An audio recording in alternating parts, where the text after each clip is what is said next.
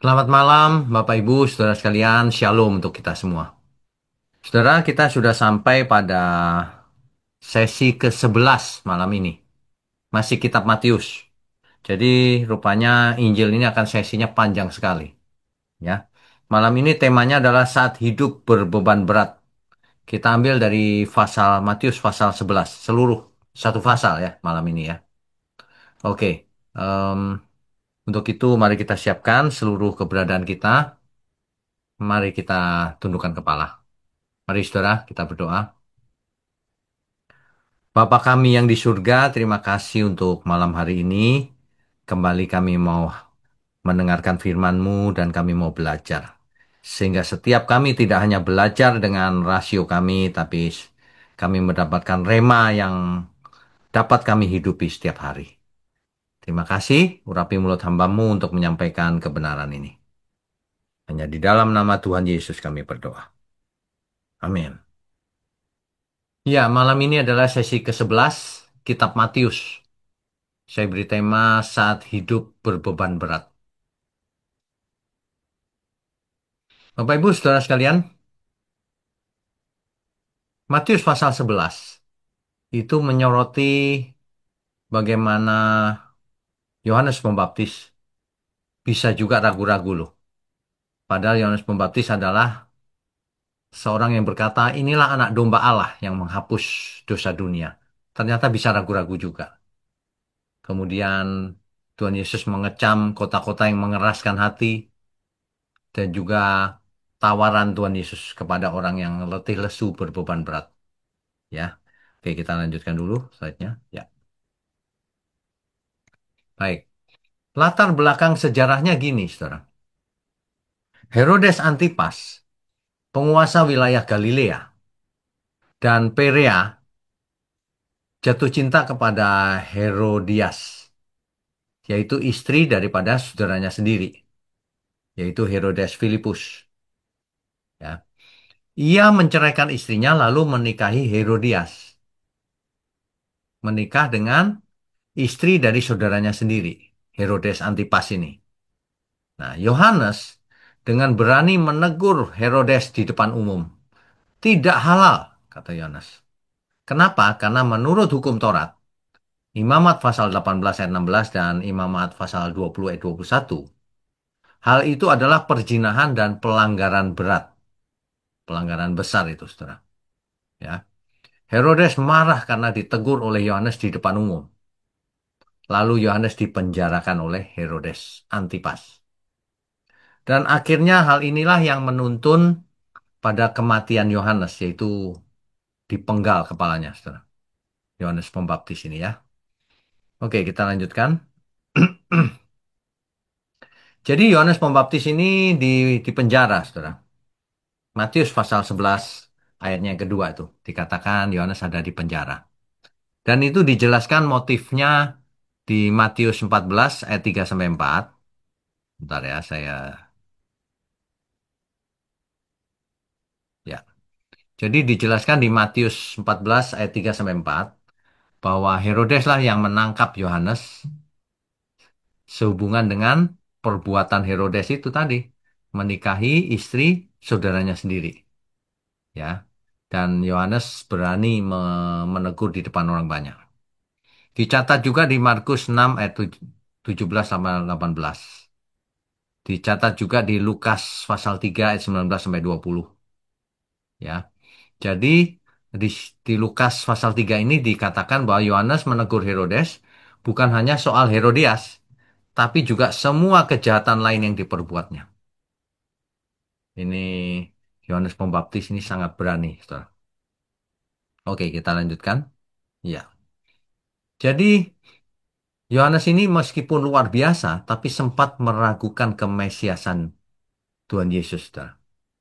Ya, ketika ia berada di penjara. Yohanes menyuruh murid-muridnya untuk menanyakan hal itu kepada Tuhan Yesus. Coba kita baca ya. Matius pasal 11, ayatnya yang ketiga. Lalu menyuruh murid-muridnya bertanya kepadanya, Engkaukah yang akan datang itu? Atau haruskah kami menantikan orang lain? Yohanes ragu, saudara. Bener nggak nih? Gitu. Ya. Tapi jawaban Yesus jelas ayat 4 sampai 6. Yesus menjawab mereka, "Pergilah dan katakanlah kepada Yohanes apa yang kamu dengar dan kamu lihat. Orang buta melihat, orang lumpuh berjalan, orang kusta menjadi tahir, sembuh dari kustanya. Orang tuli jadi mendengar, orang mati bangkit, dibangkitkan, dan kepada orang miskin diberitakan kabar baik." Itu jelas sekali, saudara. Dan berbahagialah orang yang tidak menjadi kecewa dan menolak aku. Jadi itu jawaban Tuhan Yesus tegas sekali. Ya, kamu masa nggak lihat apa yang kulakukan? Gitu ya, kira-kira begitu. Oke, kita lanjutkan. Jadi pelajaran teologisnya dari kasus ini, yang pertama ujian iman, saudara. Seringkali iman kita diuji ketika kita dalam keadaan sulit, ya. Ketika kita dianiaya, ketika kita diperlakukan tidak adil, ketika kita menderita, bagaimana respon kita? Jadi ngaco atau tetap pada kehendak Tuhan atau tidak? Itu akan kelihatan, saudara. Jadi ujian itu datang pada waktu kita dianiaya atau menderita atau keadaan lagi sulit, saudara. Ya, itu ujian iman. Bahkan Yohanes Pembaptis pun pernah ragu kan, goyah imannya. Nah, makanya Tuhan Yesus menegaskan dirinya tentang identitas dirinya. Bukan cuma klaim kosong, tapi lewat perbuatan nyata. Dan itu merupakan penggenapan dari nubuatan Yesaya. Yesaya pasal 35, ya. Yesaya pasal 35 ayat 5 dan 6. Pada waktu itu mata orang-orang buta akan dicelikan dan telinga orang-orang tuli akan dibuka. Pada waktu itu orang lumpuh akan melompat seperti rusa dan mulut orang bisu akan bersorak-sorai. Sebab mata air memancar di padang gurun dan sungai di padang belantara. Jadi Tuhan Yesus ini menggenapi nubuatan Nabi Yesaya. Di pasal 61 juga sama, ayat 1, saudara. Dikatakan begini, Roh Tuhan Allah ada padaku, oleh karena Tuhan telah mengurapi aku. Ia telah mengutus aku untuk menyampaikan kabar baik kepada orang-orang sengsara dan merawat orang-orang yang remuk hati, untuk memberitakan pembebasan kepada orang-orang tawanan dan kepada orang-orang yang terkurung kelepasan dari penjara. Jadi Tuhan Yesus menyatakan kepada Yohanes, masa kamu nggak lihat yang kulakukan? Penggenapan dari nubuatan Nabi Yesaya. Ya. Terus yang ketiga, ukuran kemuliaan, saudara. Di ayat 7 sampai 11, ini urut nih, saudara. Ayat 7 sampai 11 ya, Matius pasal 11, ayat 7 sampai 11 ya. Setelah murid-murid Yohanes pergi, mulailah Yesus berbicara kepada orang-orang banyak itu tentang Yohanes. Untuk apakah kamu pergi ke padang gurun, melihat buluh yang digoyangkan angin kian kemari? Atau untuk apakah kamu pergi, melihat orang yang berpakaian halus? Orang yang berpakaian halus itu tempatnya di istana raja. Jadi, untuk apakah kamu pergi, melihat nabi? Benar. Dan aku berkata kepadamu bahkan lebih daripada nabi. Karena tentang dia ada tertulis, lihatlah aku menyuruh utusanku mendahului engkau. Ia akan mempersiapkan jalanmu di hadapanku. Aku berkata kepadamu, sesungguhnya di antara mereka yang dilahirkan oleh perempuan tidak pernah tampil seorang yang lebih besar daripada Yohanes Pembaptis. Namun yang terkecil dalam kerajaan surga lebih besar daripadanya. Saudara, ini gaya bahasanya bagus ya, saudara. Yang terbesar Yohanes Pembaptis sebelum sampai hari itu. Tapi yang terkecil dalam kerajaan surga lebih besar dari Yohanes. Makanya yang penting itu bukan besar di bumi. Yang penting itu di kerajaan surga. Dalam kesempatan lain, para murid berkata, Tuhan, aku bisa mengusir setan loh. Bisa bikin mujizat. Tapi Tuhan berkata apa? Kamu jangan senang kalau hanya bisa itu. Tapi kamu harus berbahagia kalau namamu terdaftar di surga. Tertulis di surga. Nah itu. Ya. Jadi percuma kemuliaan di bumi ini. Waduh, jadi viral, terkenal. Waduh, kaya raya, berhasil, menipu orang berhasil. Percuma. Yang penting namamu ada di surga apa enggak? Itu lebih penting, saudara. Ya. Oke, yang berikutnya. Ya, dikatakan di ayat 12 sampai 14. Sejak tampilnya Yohanes Pembaptis hingga sekarang, kerajaan surga diserong dan orang menyeronginya mencoba menguasainya. Ada banyak yang mau menyesatkan orang, saudara. Itu ya. Ayat 13. Sebab semua nabi dan kitab Taurat bernubuat hingga tampilnya Yohanes. Jadi rupanya nabi dan kitab Taurat bernubuat akan datangnya Mesias. Gitu ya, hingga tampilnya Yohanes. Dan jika kamu mau menerimanya, ialah Elia yang akan datang itu. Jadi, Yohanes Pembaptis ini adalah Elia tanda kutip yang akan datang itu. Banyak orang salah mengerti. Orang pikir Nabi Elia akan datang beneran secara fisik gitu. Nah, yang dimaksud di ayat ini bukan itu.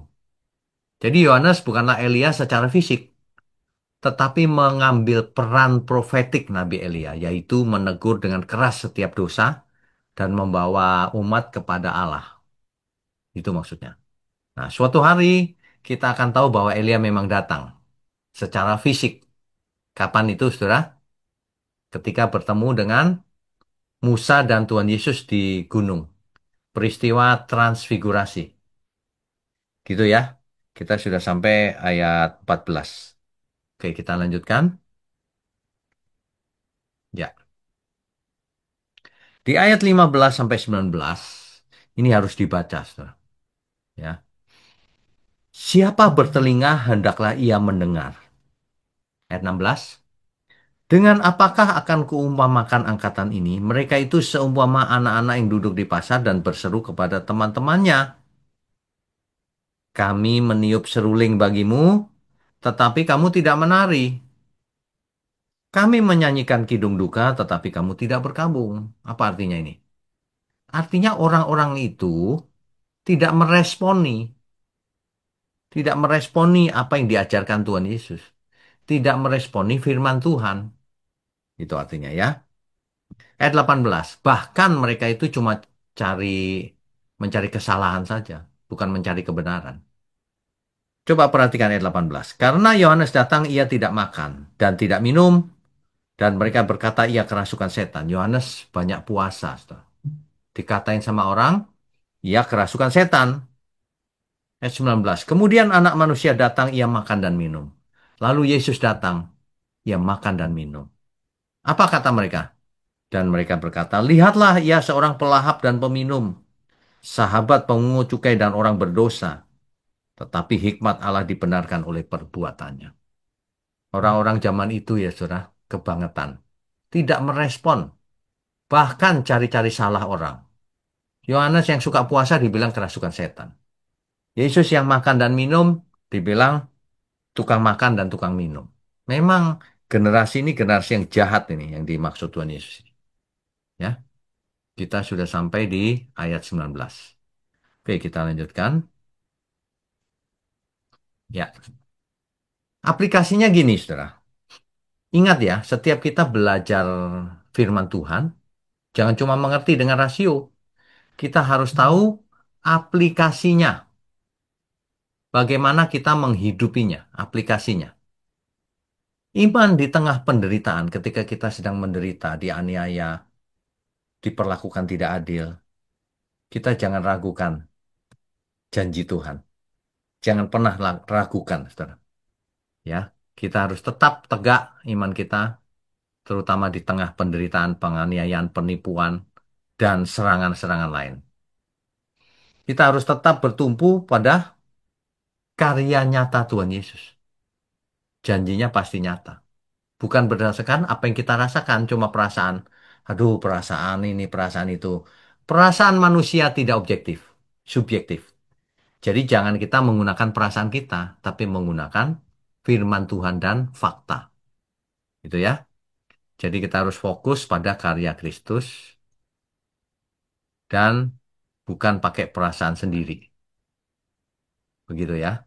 Oke, kita lanjutkan.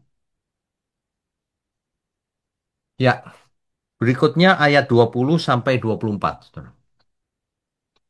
Di ayat 20, lalu Yesus mulai mengecam kota-kota yang tidak bertobat, sekalipun di situ ia paling banyak melakukan mujizat-mujizatnya. Nah, ini. Saudara, perhatikan baik-baik, ya. Perhatikan baik-baik ayat ini, ayat 20 ini. Dan Yesus mulai mengecam kota-kota yang tidak bertobat. Meskipun di situ yang paling banyak melakukan mujizat-mujizatnya. Artinya apa? Artinya mujizat itu tidak membuat orang bertobat. Artinya kalau gereja itu tekanannya mujizat, itu gereja yang salah itu. Bukan berarti tidak boleh ya. Mujizat memang ada, nyata. Tapi kalau yang utama itu mujizat, gereja itu salah. Saudara. Sudah dikasih tahu oleh Tuhan Yesus di sini. Tuhan paling banyak melakukan mujizat di kota-kota tertentu, tapi justru kota itu tidak bertobat. Makanya saudara kalau ke gereja jangan cari mujizat, cari Tuhan dan kebenarannya. Ya, kalau nggak mau ya untuk apa belajar begini? Ini firman Tuhan ini. Ya. 21 perhatikan baik-baik. Kan banyak orang membayangkan Tuhan Yesus itu lemah lembut, nggak pernah marah, nggak teliti sih baca Alkitabnya. 21 dibaca tuh. Celakalah engkau, Korazim, kata Tuhan Yesus. Celakalah engkau, Betsaida. Karena jika di Tirus dan di Sidon terjadi mujizat-mujizat yang terjadi di tengah-tengah kamu, sudah lama mereka bertobat dan berkabung. Saudara tahu, di Tirus dan Sidon nggak ada mujizat. Tapi di Korazim dan Betsaida ini banyak mujizat. Tapi kamu nggak bertobat. Gitu ya. Makanya gereja yang mengumbar cerita mujizat itu nggak bikin orang bertobat. Karena yang disampaikan khotbahnya juga banyak yang salah kan. Yang nomor satu itu firman, bukan mujizat. Ya, oke. Ayat 22. Tetapi aku berkata kepadamu pada hari penghakiman, tanggungan Tirus dan Sidon akan lebih ringan daripada tanggunganmu. Kenapa, saudara? Karena di Tirus dan Sidon nggak ada mujizat. Sedangkan kamu mengalami banyak mujizat, tapi kamu nggak bertobat. Hukumanmu lebih berat, gitu ya. 23. Dan engkau Kapernaum, apakah engkau akan dinaikkan sampai ke langit? Tidak. Engkau akan diturunkan sampai ke dunia orang mati. Karena jika di Sodom terjadi mujizat-mujizat yang telah terjadi di tengah-tengah kamu, kota itu tentu masih berdiri sampai hari ini. Di Sodom nggak ada mujizat seperti di Kapernaum. Kapernaum banyak mujizat. Tuhan Yesus melakukan banyak mujizat, tapi banyak orang tidak bertobat. Ayat 24. Tetapi aku berkata kepadamu pada hari penghakiman, tanggungan negeri Sodom akan lebih ringan daripada tanggunganmu. Kenapa? Karena kamu mengalami banyak mujizat. Kamu nggak bertobat. Itu kebangetan namanya. Gitu ya. Jadi, oke, kita lanjutkan sebentar.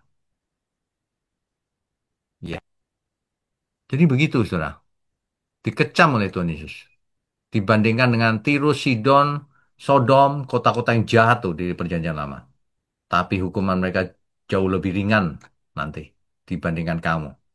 Kamu lebih jahat, sudah melihat mujizat, tapi tidak bertobat. Itu ya. Oke. Jadi pelajarannya apa nih, saudara, yang bisa kita dapat? Yang pertama, tanggung jawabnya besar. Kalau kita dikasih mujizat, kalau kita dikasih anugerah oleh Tuhan, maka tanggung jawab kita juga besar. Ya, kalau hatinya menjadi keras, nah, makanya mujizat tidak otomatis menghasilkan pertobatan. Hati yang keras bisa tetap menolak meskipun melihat mujizat yang besar-besar. Contohnya lagi kan kita tahu, Israel melihat laut terbelah tapi nggak bertobat juga. Ya, makanya saudara jangan cari mujizat.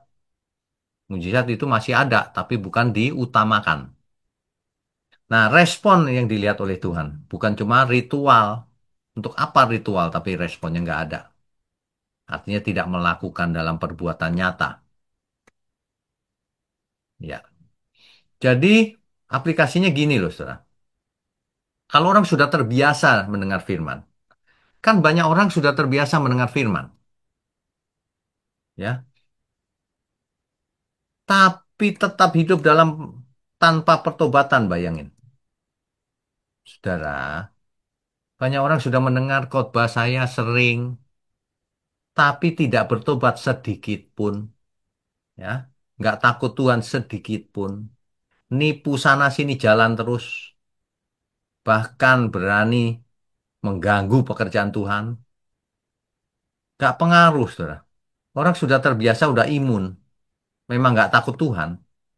Sudah kebal, ibarat orang kebal terhadap antibiotik. Dikasih kebenaran udah biasa dengar. Nggak mau berubah. Ya, itu tanpa perubahan hati itu begitu. Makanya orang kalau mengaku percaya tapi hatinya nggak berubah, percuma. Yang berubah cuma pikirannya. Setuju sih Yesus Tuhan. Setan juga setuju. Yang penting hati juga. Hatinya cinta Tuhan apa enggak? Ya, bohong itu. Banyak orang itu bohong. Kalau di depan itu cuma mau show, mau tampil, tapi hatinya nggak berubah. Sukanya nyari mujizat kalau ke gereja. Nggak bertobat tapi, ya. Makanya pertobatan itu penting. Hidupnya harus berubah. Bertobat itu artinya berubah, bukannya asal ke gereja saja. Oke, berikutnya. Ya, saudara ada yang istimewa di ayat 27. Di ayat 27 dikatakan begini. Semua telah diserahkan kepadaku oleh Bapakku. Jadi semua sudah diberikan ke Tuhan Yesus. Dan tidak seorang pun mengenal anak selain Bapa. Dan tidak seorang pun mengenal Bapa selain anak. Dan orang yang kepadanya anak itu berkenan menyatakannya. Kita sungguh berbahagia kita menjadi bagian di sana. Kita jadi mengenal anak dan mengenal sang Bapa. Ya, kalau enggak kita enggak kenal Bapa. Nah, artinya apa? Ayat ini yang pertama, otoritas Yesus berasal dari Bapa. Kan jelas tuh. Yang kedua, ada hubungan unik antara Yesus dan Bapa, yaitu Bapa dan anak. Ya, tidak ada yang mengenal anak selain Bapa dan sebaliknya. Ini menunjukkan relasi yang eksklusif dan penuh kasih. Sangat istimewa. Yang ketiga, Yesus adalah satu-satunya jalan mengenal Bapa. Kalau tidak seorang pun sampai kepada Bapa kalau tidak melalui Tuhan Yesus. Manusia tidak bisa mengenal Allah dengan kekuatannya sendiri. Hanya melalui Yesus, Sang Anak, yang menyatakannya. Ya, hal ini sejalan dengan Yohanes 14 ayat 6. Tuhan sendiri yang berkata, Akulah jalan dan kebenaran dan hidup. Tidak seorang pun datang kepada Bapa kalau tidak melalui aku. Itu jelas tuh. Ya, oke. Jadi, nah ini yang penting. Ini penting juga nih. Jadi begini loh, di ayat ke-28, Tuhan berkata begini, Marilah kepadaku, semua yang letih lesu dan berbeban berat, aku akan memberi kelegaan kepadamu. Rupanya Tuhan Yesus tahu bahwa manusia itu letih lesu dan berbeban berat. Ya, oke, kita bahas ayat 28 dulu deh. Ini, saudara. Letih lesu, ya, dalam teks asli dipakai kata kopiontes. Artinya apa? Artinya letih lesu atau yang bekerja keras. Ya, berbeban berat dipakai kata peportismenoi. Artinya memikul beban sangat berat. Susah hidupnya. Ya, Tuhan akan memberikan kelegaan. Kelegaan itu anapauso. Itu kelegaan, istirahat. Itu artinya kelegaan atau istirahat. Ya. Nah, jadi kata kopiontes ini bukan sekedar capek fisik, saudara. Letih lesu itu bukan soal letih lesu fisiknya, bukan hanya itu. Melainkan keletihan akibat kerja keras yang melelahkan, ini fisik masih ya, dan menghabiskan tenaga, serta menguras jiwa. Jadi rupanya jiwanya juga lelah. Lelah karena berbagai masalah. Ya. Nah, kemudian berbeban berat, peportismeno ini menunjuk pada beban yang dipikul oleh orang lain. Artinya beban yang ditaruh di atas seseorang, ditaruh beban gitu. Beban itu bisa berupa hukum, hukum Taurat, aturan agama, dosa, atau tekanan hidup. Bisa macam-macam, ya. Nah, Tuhan akan memberikan anapauso, artinya istirahat, kelegaan, penyegaran, supaya jiwa kita segar. Bukan hanya fisik, tetapi yang terutama batin dan rohani. Itu ya, saudara ya. Mengerti ya? Oke, kita lanjutkan. Jadi beban yang pertama itu hukum Taurat, saudara. Rupanya hukum Taurat ini membebani umat saat itu. Yesus bicara dalam konteks orang Yahudi nih, yang hidup di bawah tekanan hukum Taurat. Aturan-aturannya banyak sekali, salah dihukum, mata ganti mata, gigi ganti gigi. Jadi mereka hidup di bawah tekanan Taurat itu ketakutan juga. Karena orang Farisi dan ahli Taurat itu tidak berbelas kasihan. Salah ya dihukum, menurut Taurat kan gitu. Sedangkan hukum Taurat diberikan oleh Tuhan, tapi manusia hari itu salah menangkap konteksnya. Hukum Taurat hari itu dipakai untuk menghukum umat, sehingga umat hidup dalam ketakutan, rasa bersalah, tertekan, dan tidak pernah merasa cukup. Berbeban berat, saudara. Ya. Nah, berbeban beratnya karena tidak percaya dan penolakan terhadap Yesus, makanya jadi berbeban berat. Ya, begitu. Menolak Tuhan Yesus menambah beban batin, karena tanpa pertobatan tidak bisa keluar dari dosa. Rohaninya letih. Nah, kemudian beban dosa dan kegagalan hidup. Dosa itu membebani loh, saudara. Berbeban berat. Kalau orang hidup dalam dosa, hidupnya pasti berbeban berat. Nggak mungkin dia damai sejahtera, happy, nggak mungkin. Ya, jadi contohnya kenapa berbeban berat? Satu, soal keinginan. Banyak orang itu ingin ini, ingin itu, tapi nggak dapat-dapat dari dulu. Nah, itu berbeban berat tuh. Mencari sesuatu, arti hidup, mencari kepuasan, mencari pembenaran dari dunia yang fana yang nggak dapat, nggak bisa dapat. Malah hanya melahirkan kelelahan batin. Ya, keinginan, nafsu itu. Saudara. Yang kedua, soal ikatan dosa. Membebani beban berat itu ikatan dosa. Dosa itu mengikat, menuduh, membuat hati tidak damai. Inilah yang dimaksud oleh Tuhan Yesus berbeban berat. Jadi bukan soal fisiknya capek sekali, bukan cuma fisik, termasuk jiwa dan rohnya capek, berbeban berat. Banyak keinginan, hidup dalam dosa, itu. Ya.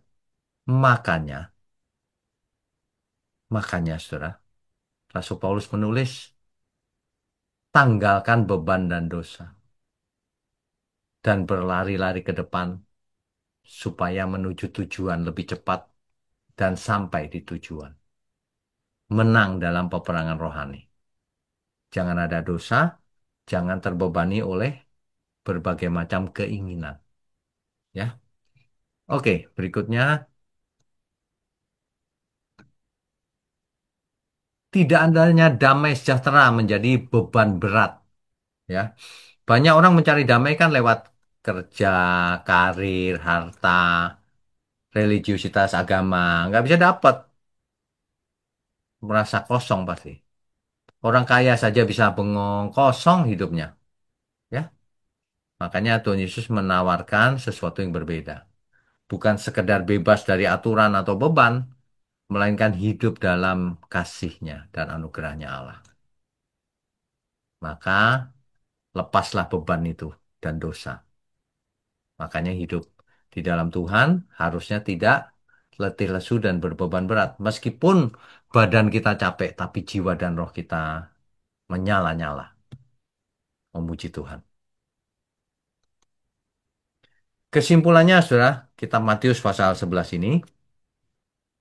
Yang pertama, Yesus adalah Mesias yang dinantikan itu. Meskipun Yohanes sempat ragu, tapi Tuhan Yesus sendiri yang menjawabnya. Ya, itu yang pertama. Yang kedua, Yohanes Pembaptis adalah utusan yang mempersiapkan jalan, ya. Tapi Mesias yang datang jauh lebih besar dari Yohanes. Manusia sering kali keras hati dan menolak bertobat, meski sudah melihat tanda-tanda kuasa Allah. Itu di, disampaikan oleh Tuhan Yesus, celakalah engkau, gitu kan? Tiro, Sidon, Kapernaum sudah melihat banyak mujizat, tapi tidak bertobat. Sama hari ini. Kalau ada orang datang ke gereja, dia lihat mujizat tapi tidak bertobat. Ya sama itu. Tuhan Yesus berkata, celakalah engkau. Udah lihat mujizat, tidak bertobat juga. Keselamatan dan pengenalan akan Allah hanya melalui Yesus. Jelas. Sebab hanya anak yang mengenal Bapa dan Bapa yang mengenal anak. Dan kepada siapa anak itu menyatakannya itu kepada kita semua. Ya. Kemudian Tuhan Yesus mengundang secara pribadi setiap orang yang letih lesu dan berbeban berat. Tuhan akan memberikan kelegaan, kelegaan, ketenangan, kesegaran jiwa, istirahat, itu semua, ya, diganti dengan damai sejahtera. Gitu ya, saudara ya. Ya. Jadi, sekali lagi, kalau kita mau belajar sungguh-sungguh firman Tuhan, bukan jangan hanya dianggap sebagai teori, yang penting adalah aplikasinya. Bagaimana kita hidup mendapatkan hikmat dari firman Tuhan tadi, ya. Kalau orang mengerti hal ini ya, dia tidak akan fokus pada mujizat, mujizat yang fisik maksudnya. Nah, enggak. Kalau orang sudah dewasa tahu yang utama adalah firman. Mujizat boleh ada, boleh tidak. Maksud saya mujizat yang fisik ya. Misalnya kita sakit, boleh sembuh, boleh tidak, nggak masalah, asal hidup kita berkenan bagi Tuhan. Itu kalau orang mengerti. Jadi kalau orang ngomongnya mujizat terus, nah itu nggak mengerti dia artinya. Sebab hidup kita ini adalah mujizat. Kalau kita diangkat anak Allah itu sudah mujizat yang paling besar. Kalau Tuhan gembala kita, kita tidak ingin apa-apa lagi. Itu sudah mujizat yang luar biasa. Harusnya begitu ya, Bapak Ibu Saudara ya. Oke, kita bisa lanjutkan dengan tanya jawab. Kalau ada yang mau bertanya boleh, silakan raise hand. Baru satu, Pak Grace ya. Silakan Pak Grace.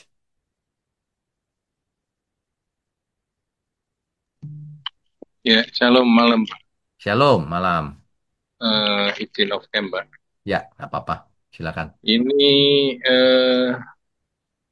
apa yang Matius 11 ayat 28 ini sebetulnya kan sangat relevan dengan saat-saat seperti sekarang ini, Pak.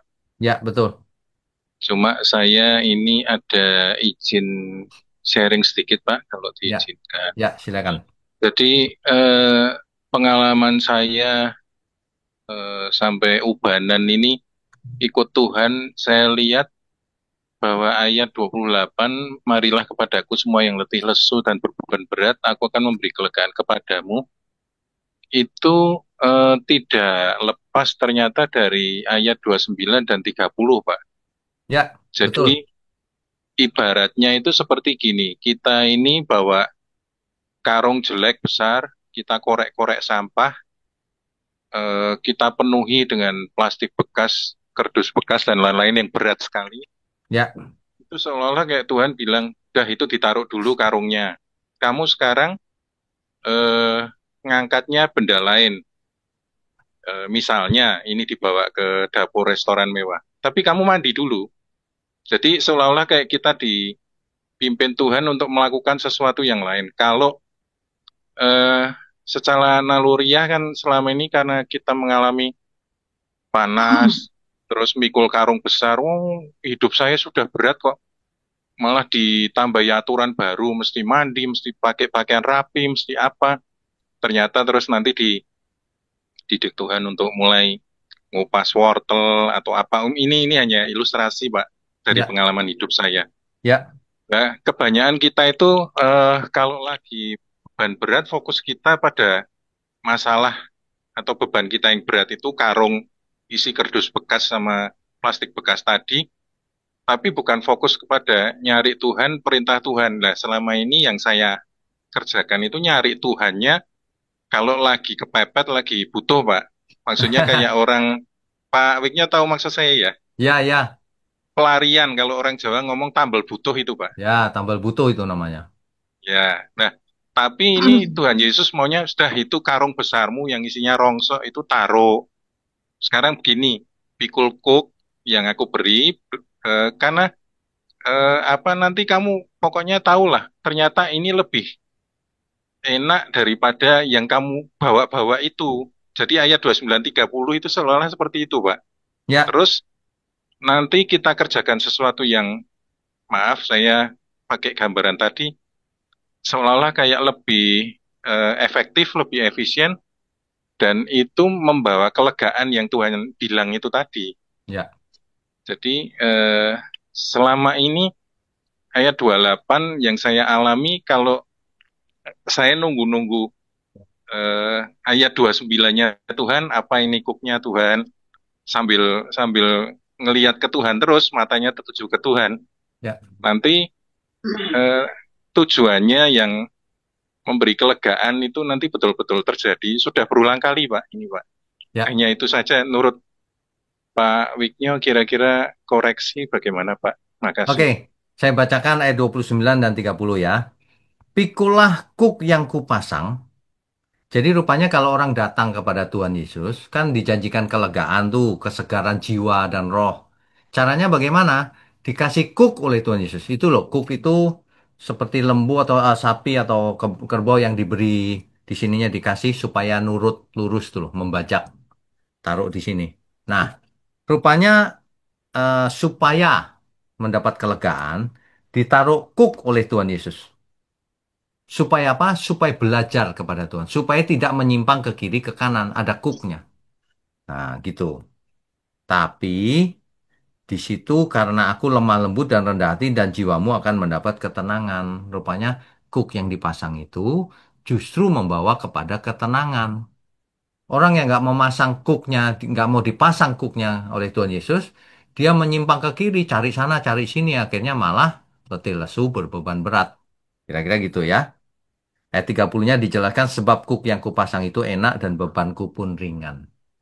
Sebenarnya gini loh, dalam bahasa sederhananya, kita itu jangan hidup menurut suka-sukanya kita sendiri.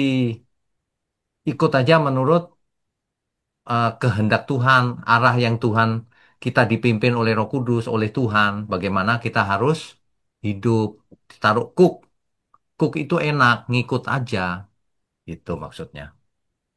Ya, dengan bahasa apa ilustrasi macam-macam ya boleh-boleh aja. Tapi intinya itu bahwa kita kalau maunya sendiri nanti menyimpang ke kiri, ke kanan dan sebagainya. Belum jatuh dalam dosa dan sebagainya. Tapi kalau dipasang kuk oleh Tuhan, lurus kita menuju tujuan lebih cepat, lebih ringan, lebih enak. Ya, Gitu. Pak. Soalnya seolah-olah kalau kita lagi banyak masalah itu, Tuhan masalah saya mau diangkat. Kita sering dengar tuh orang Kristen doa, Tuhan angkat masalah saya. Padahal Ya, Tuhan Yesus maunya itu sampahmu ditaruh dulu, kamu mikul kuk. Jadi ya, seolah-olah kayak, loh, kok malah saya suruh mikul ada masalah baru dalam tanda kutip, seolah kayak gitu, Pak. ya. Padahal Satu itu, lagi, ya, satu lagi yang harus kita perhatikan, harus belajar. Banyak orang ikut Tuhan Yesus. Aku percaya masuk surga, nggak belajar, nggak bisa. Belajarlah kepadaku. Itu kalimatnya. Gitu. ya berarti ikut OBS-nya jadi lebih kenceng harusnya, Pak, Nah, ya, kalau harusnya masalah, begitu. Pak, ya. Iya. Iya, Pak.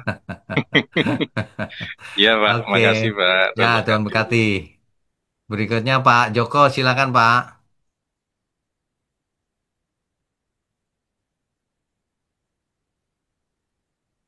Bisa Pak? Ya, Ya. Oke, silakan.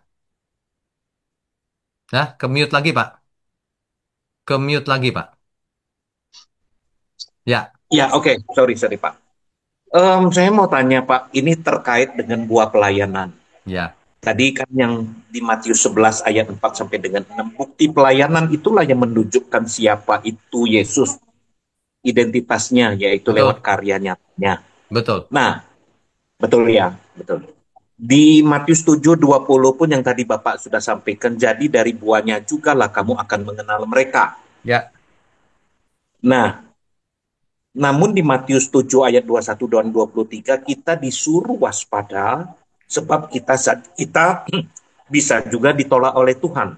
ya, Jadi pertanyaannya adalah, buah pelayanan seperti apakah yang bisa membawa kita kepada keselamatan dan tidak menjadi tersesat, Pak? baik. Supaya kita tuh tidak salah menilai buah pelayanan gembala kita atau pembicara yang lain. Itu loh Oke, maksudnya, Pak. Pak ya Wigno. baik, Ya, baik. silakan. Terima kasih, Pak. Jadi intinya di sini bukan apa yang kelihatan. Kalau apa yang kelihatan, nanti banyak orang, wah dia bikin KKR, seolah-olah rohani gitu. Belum tentu, karena tingkat kerohanian atau tidak itu bukan apa yang kelihatan. Makanya di Matius 7 ayat 21 dan 23 sampai 23 itu kan jelas. Bukankah kami sudah bernubuat demi namamu, mengusir setan demi namamu, mengadakan banyak mujizat demi namamu, tapi ditolak Tuhan. Itu kalau sepintas orang lihat, oh dia rohani loh, pemimpin apa yang memimpin KKR dan sebagainya, ditolak Tuhan. Jadi apa ukurannya? Perkenanan Tuhan. Jadi kalau apa yang kita lakukan ini Tuhan berkenan, itu tandanya bahwa itu benar. Bagaimana itu ya? Tentu lahir dari hati, melakukan kehendak Tuhan, bukan bikin KKR supaya ngetop, supaya kalau pas KKR, ayo seluruh yang ada di badanmu persembahkan sama Tuhan, copot jam-jamnya. Itu bukan KKR namanya. Itu ngerampok namanya. Nah, itu ditolak Tuhan tuh yang seperti itu. Di hatinya ada udang di balik rempeyek, Pak. Ada modusnya itu. Kan Tuhan tahu. Orang bisa menipu manusia, tapi Tuhan tahu. Sama dengan orang datang ke Indonesia. eh Berkat untuk Indonesia katanya, tapi bawa pulang semua Nay, persembahannya. dibawa di sana, Nay. Kan bohong itu namanya. Ya kan? Tuhan tahu, jangan menipu Tuhan. Manusia bisa ditipu. Jadi motivasinya akan terbaca oleh Tuhan, Pak. Kita nggak bisa lihat seseorang, oh dia melayani lo khotbah, jadi dia bener tuh di hadapan Tuhan. Oh salah. Udah banyak contoh orang khotbah tapi lebih jahat daripada manusia biasa yang tidak kenal Tuhan. Itu. Ya, ya betul Pak. Lantas bagaimana? Saya bukan untuk ngomong membedakannya Pak ya, Ya, ya, membedakan pembicaranya. Tapi ya. maksud saya bagaimana kita selaku jemaat misalnya, jangan sampai kita itu tersesat Pak lewat Baik, pengajaran mereka, khotbah mereka itu loh Pak. baik. Pak Wiki, terima Jadi, kasih. jadi begini, tanggung jawab kita tidak bisa kita lempar ke orang lain. Maksudnya gini, kalau saya mau sehat nih, tapi biarin dokter yang tanggung jawab. Ya nggak bisa, kesehatan tanggung jawab kita. Sama, jemaat nggak bisa ngomong begini. Aku nggak ngerti sih disesatkan dia. Oh, kenapa kau nggak ngerti? Kenapa nggak belajar? Jemaat pasti bisa belajar. Bandingkan satu dengan yang lain. Terus cocokkan dengan Alkitab. Yang mana yang benar? Pasti bisa, Pak. Orang malas saja mau belajar. Banyak orang malas. Barang siapa malas ya dia sesat. Kan nggak boleh malas. Ya kan?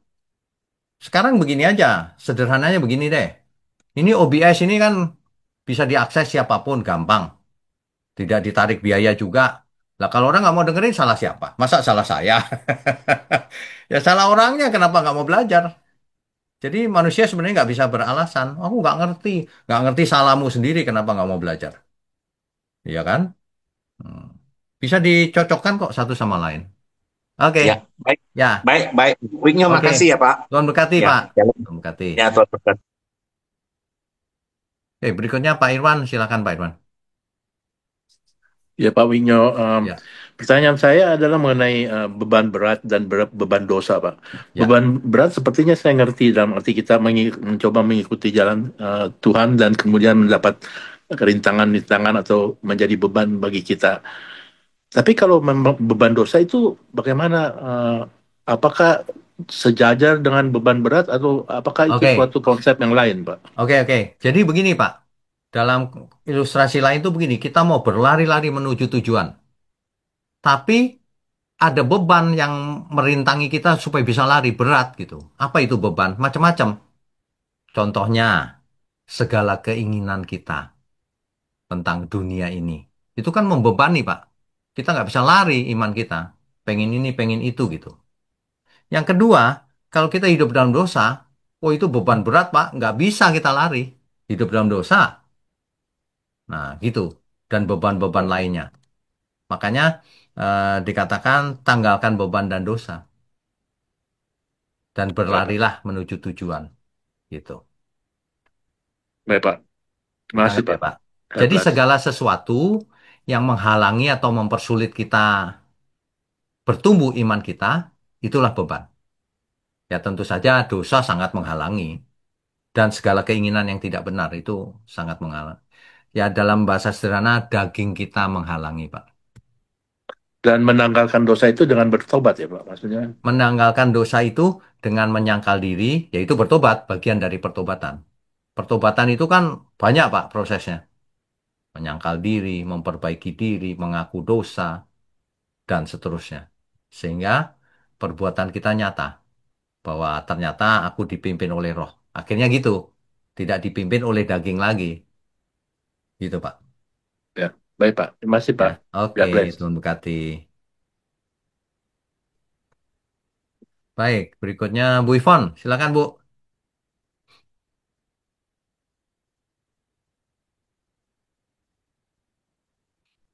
Ya, Ya, Yohanes Pembaptis kan waktu membaptiskan Tuhan Yesus sudah mendengar Allah Bapa, Putra dan Roh Kudus itu, Pak. ya. Eh, tapi sudah jadi dia melihat dan mendengar sendiri tapi bisa ragu, Pak.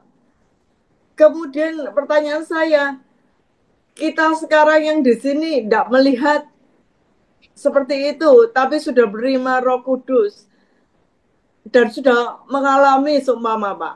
Ah, tapi bisa menyeleweng juga. Ini bagaimana ya, Pak? Eh, selama manusia belum menutup mata, masih bisa nyeleweng, Pak, Bu. Contohnya ya, nanti Ibu baca di Ibrani pasal 6, itu ayat 4 sampai 6, ya. Itu jelas tuh, ada orang yang pernah diterangi hatinya, pernah mengecap karunia surgawi, pernah mendapat bagian dalam Roh Kudus, mengecap firman yang baik, udah di gereja, udah khotbah bahkan, namun yang murtad lagi ayat 6-nya. Tidak mungkin dibarui sekali lagi sedemikian hingga mereka bertobat. Nggak mungkin bertobat lagi. Sudah dengar firman, sudah semuanya. Murtad lagi ya udah, kebal. Makanya saya ngeri lihat orang-orang seperti ini. Sudah di gereja, sudah dididik dengan baik, sudah khotbah bahkan. Murtad lagi, selesai udah. Apa dia tidak sadar ya, Pak? Cinta dunia, itu. Hmm. Jadi orang itu nggak bisa cinta dua-duanya. Cinta Tuhan atau cinta dunia, gitu aja deh. Ya. Oh cinta dunia pasti nggak cinta Tuhan, pasti. Hanya karena harta aja dia menyeleweng jauh meninggalkan Tuhan.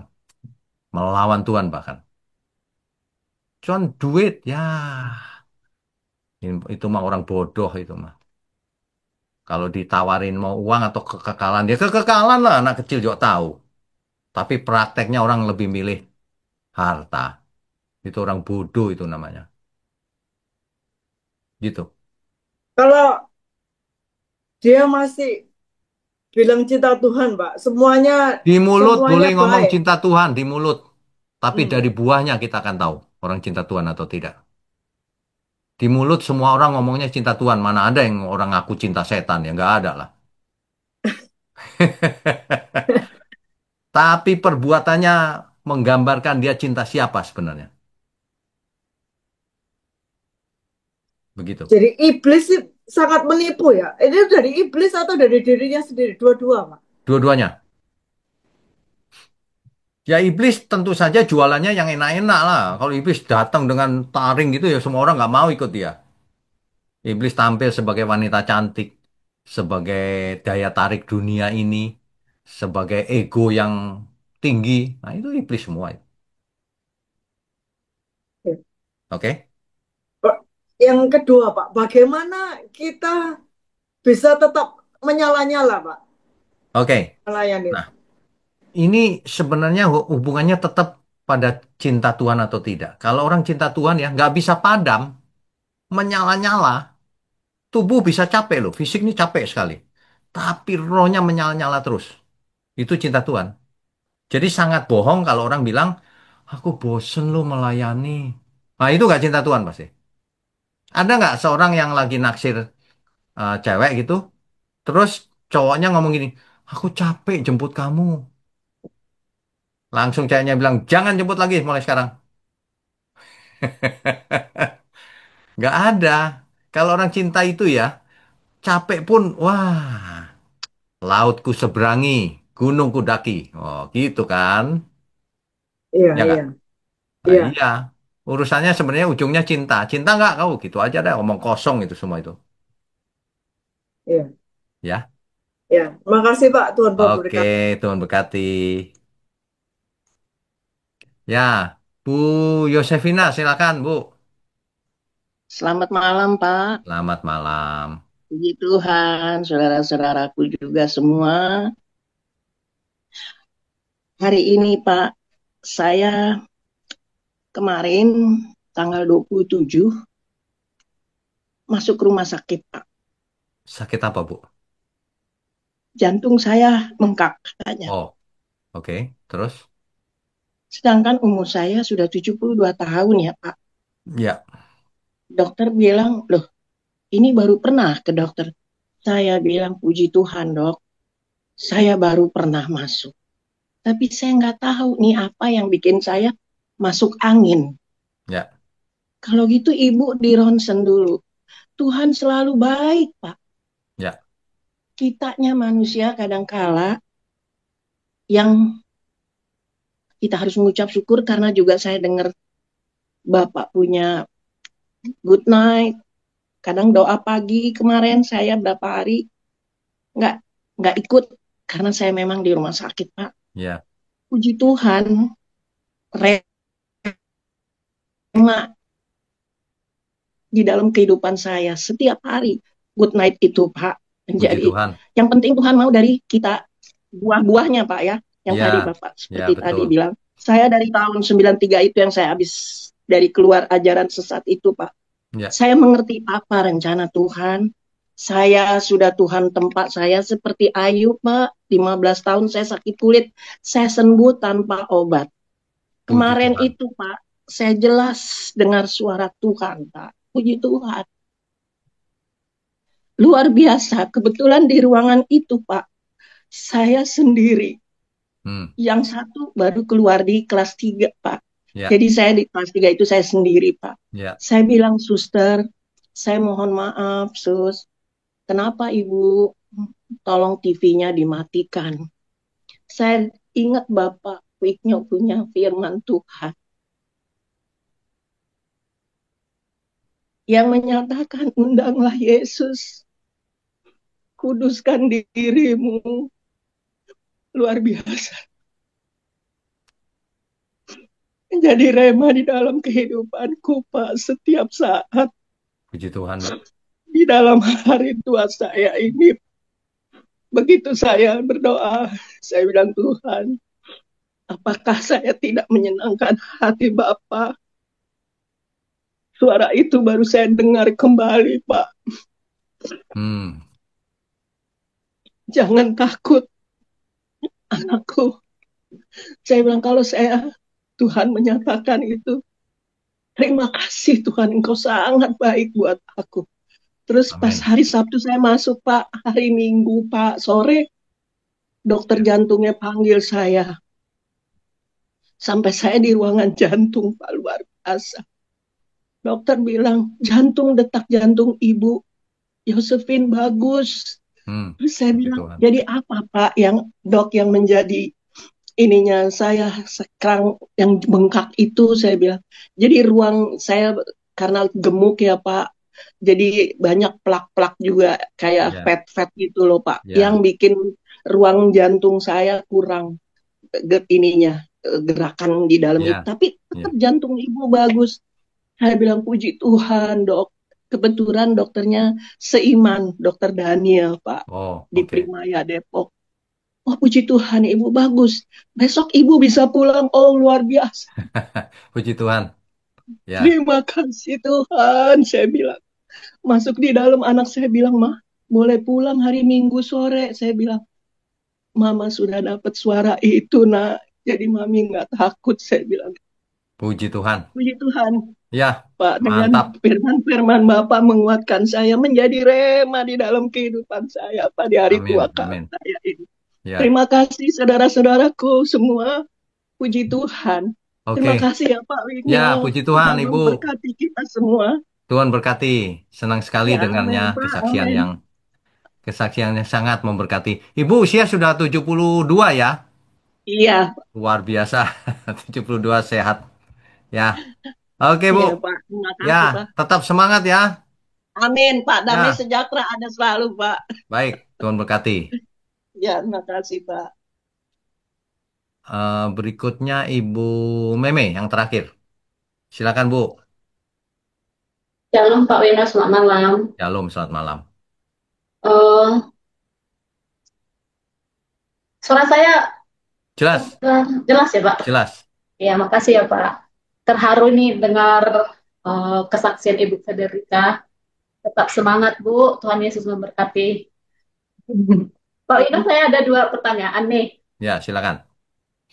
Satu ya Pak ya, Eh, Pak, ketika kita menghadapi masalah Pak, kekecewaan, Ya, dianiaya, sudah ya. hidup benar, saleh, rajin, pelayanan, tapi seakan-akan Tuhan itu, kita ini merasa saja ya Pak ya, eh, tidak berpihak kepada kita, terus seakan-akan Tuhan itu meninggalkan kita, terus dalam hati kita itu, Tuhan kamu di mana gitu. Hmm. Respon kita gimana ya Pak ya? Tolong Oke, Pak penjelasan, terima kasih Pak. oke. Jadi begini loh, ketika kita sama seperti bapak sama anaknya, ketika anak itu masih sangat kecil, bapaknya itu nuntun dan seterusnya. Tapi ketika anak itu sudah mulai besar, anak itu dibiarkan mengerjakan sendiri kadang-kadang. Kalau kesulitan baru ditolong. Terus begitu sampai kita dewasa.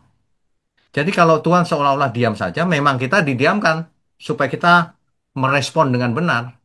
Makanya Tuhan Yesus berkata begini, berbahagialah orang yang yang percaya meskipun tidak melihat. Artinya lebih dewasa daripada yang melihat baru percaya gitu loh. Jadi Tuhan tidak mungkin tidak ada. Saya seringkali begini, Tuhan, aku tahu Engkau ada di sini. Meskipun aku nggak bisa lihat dengan mataku.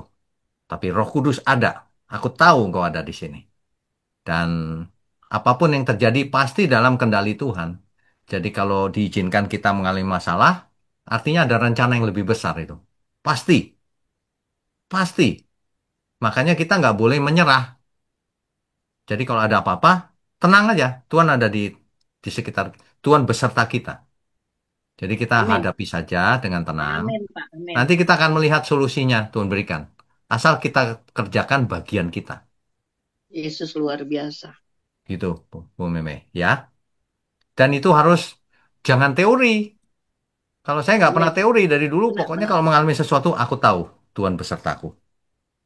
Meskipun kita belum tahu solusinya, tapi aku tahu. Nanti kita lihat saja ke depan solusinya apa.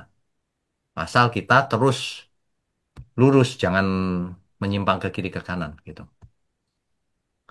Ya, Berarti maksudnya harus semangat di dalam iman juga lah ya Pak ya. ya. Namanya iman Amin. itu artinya teguh, percayanya teguh. Itu salah satu arti Ya. iman. Jangan percayanya kalau lagi senang-senang, percaya kalau lagi sedih, nggak percaya itu bukan iman. Iman itu artinya tekun, teguh, percaya terus.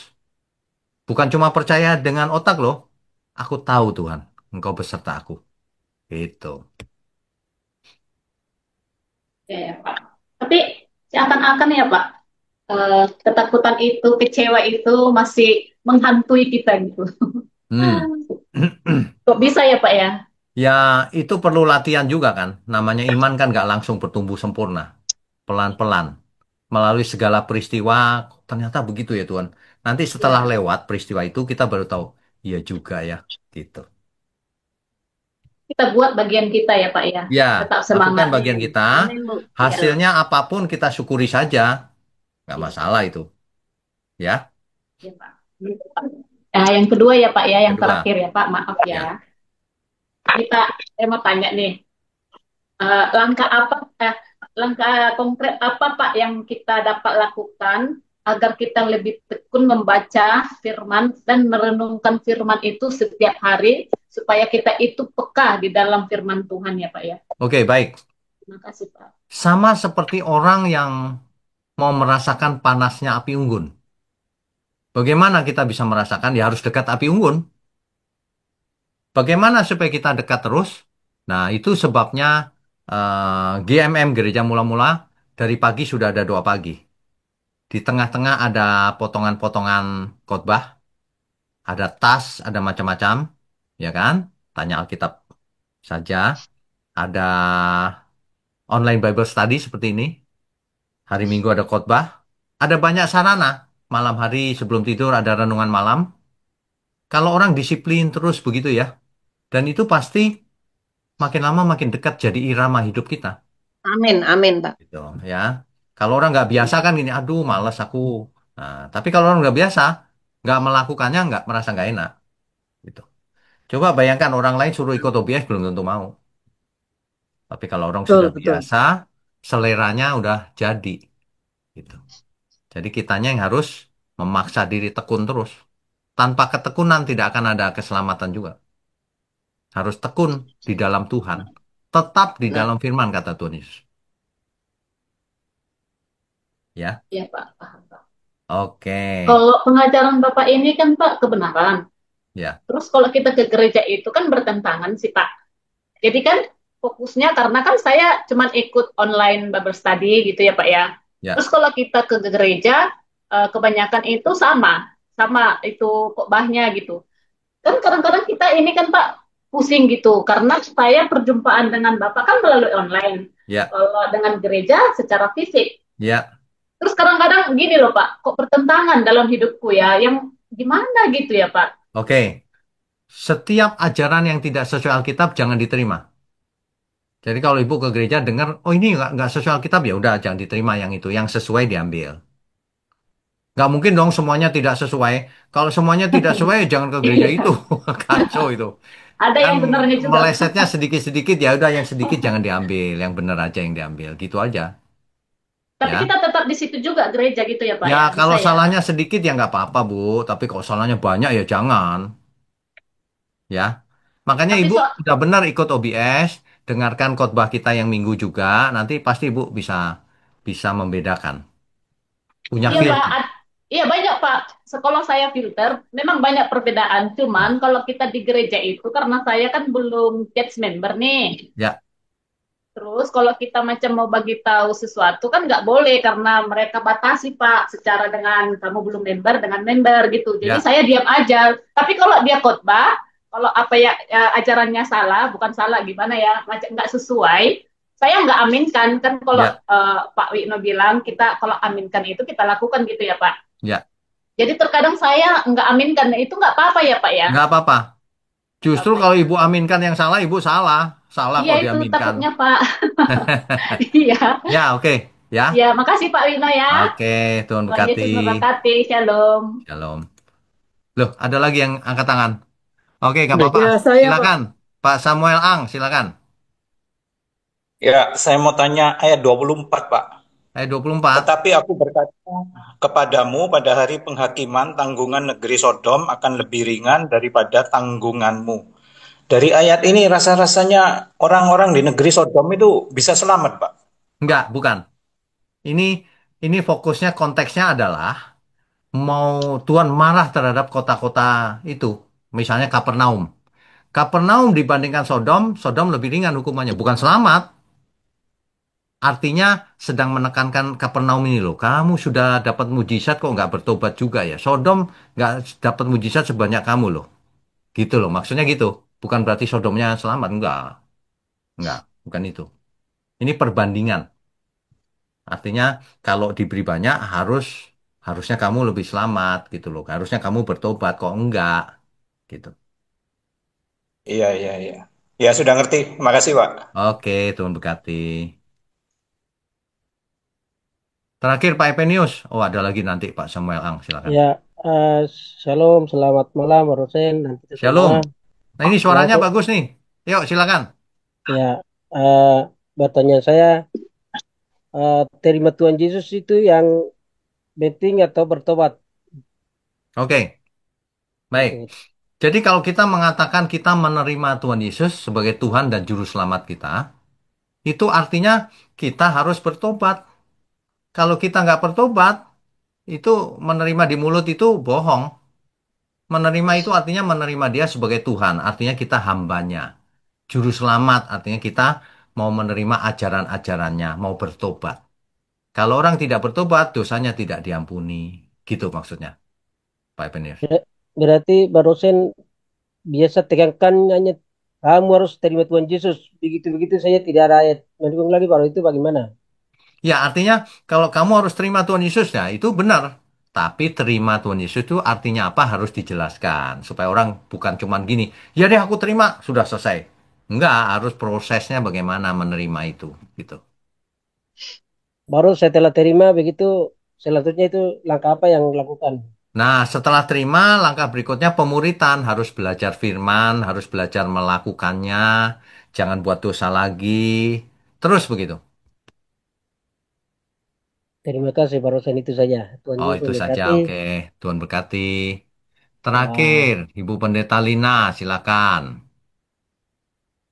Ah, Pak, gimana itu Pak kalau misalnya terang-terangan kita seperti kayak di TikTok atau yang siaran-siaran langsung, ada kan langsung itu Pak, pendeta-pendeta juga, maksudnya hamba-hamba Tuhan juga menyampaikan hal yang nggak sesuai dengan kebenaran gitu. Sementara Oke. kita sendiri melihat dan itu benar-benar nggak benar. Misalnya contohnya begini Pak, kekayaan harta, kekayaan bangsa-bangsa akan mengisi dompetmu, begini, begitu, begitu.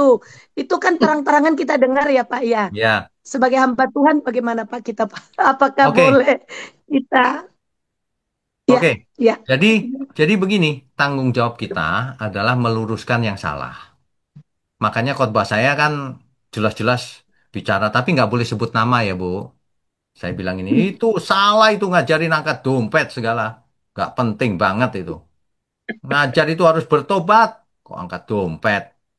Memangnya Tuhan bisa diperlakukan apa? Nggak hormat itu sama Tuhan namanya. Nah, gitu kan nggak apa-apa, Bu. Asal jangan sebut nama ya, sebut nama nggak boleh. Itu. tapi kalau kita masuk di roomnya langsung ngomong nggak boleh ya Pak? Masuk di mana? Zoom. Masuk di roomnya kan Oh, live jangan. misalnya gitu Pak, Jangan. nggak boleh ya Pak? Atau gini, kalau masuk di roomnya ngomong, tapi bicaranya harus harus, Pak, itu nggak begitu, Pak. Artinya ya boleh aja kalau kasih masukan. Paling marah nanti dia. Kan gitu. Ya kayaknya terang-terangan ya Pak hari-hari ini ya Pak ya. Tapi kok Iya. herannya kok banyak orang yang percaya, kok banyak orang yang suka ya Pak ya, sedih Saya mau juga tanya sih. Ibu, kalau Tuhan Yesus hidup zaman sekarang, kira-kira Tuhan Yesus bilang apa? Celakalah kau, ngajarin yang Iya. salah-salah. Nah, iya. Iya betul. Iya, soalnya penggemarnya banyak sekali, Pak. Saya Iya, nggak sampai apa-apa. geleng-geleng kepala Memang kok. banyak orang sukanya ke neraka sih memang. Ke surga kan dikit orangnya. Oke ya, Bu. Oke, Pak Wisnu, terima kasih. Tuhan Oke, berkati, Pak. Tuhan Cuma berkati. penasaran aja. Ya, Ya, Tuhan berkati, Pak. Tuhan ya. berkati. Oke, baik, Bapak Ibu, Saudara, selesai ya malam ini ya. Kita tundukkan kepala yuk. Mari kita berdoa. Bapa di surga, kami sungguh mengucap syukur. Online Bible Study boleh dipakai Tuhan untuk mengajar kebenaran, untuk menyelamatkan banyak jiwa. Biarlah semua orang boleh menjadi murid Tuhan Yesus dan diselamatkan. Terima kasih untuk gereja mula-mula GMM, Tuhan pakai terus di tengah-tengah dunia yang gelap ini. Engkau pakai terus mulut hambamu untuk menyampaikan kebenaran ini. Amin. Hamba juga berdoa untuk tangan-tangan yang Amin. mendukung pekerjaanmu ini Tuhan. Tuhan berkati mereka. Juga semua Amin. umatmu dimanapun berada, Tuhan berkati kami semua. Agar kami tidak Amin. menyimpang ke kiri dan ke kanan. Amin. Terima kasih. Haleluya. Hanya di dalam nama Tuhan Yesus Kristus kami sudah berdoa dan mengucap syukur. Haleluya. Amin. Amin. Amin.